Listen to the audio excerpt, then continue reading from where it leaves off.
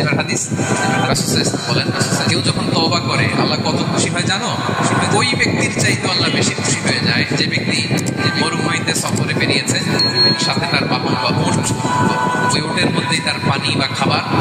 হঠাৎ করে উঠে হারাই গেছে, উট খোঁজার পায় না, দৌড়াতে দৌড়াতে হয়রান, কত দৌড়াবে, ধুধু মরু প্রান্ত, কয়েক ঘন্টা দৌড়ালেই তো সে তৃষ্ণার্ত হয়ে মারা যাবে। দৌড়াতে দৌড়াতে হঠাৎ একটা গাছের সন্ধান থাকবে, গাছের নিচে যে এত ক্লান্ত তৃষ্ণার্ত হাঁপাতে হাঁপাতে ঘুমায় গেছে,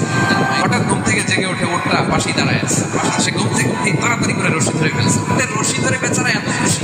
যে খুশির চোটে বলতে আরম্ভ করছে,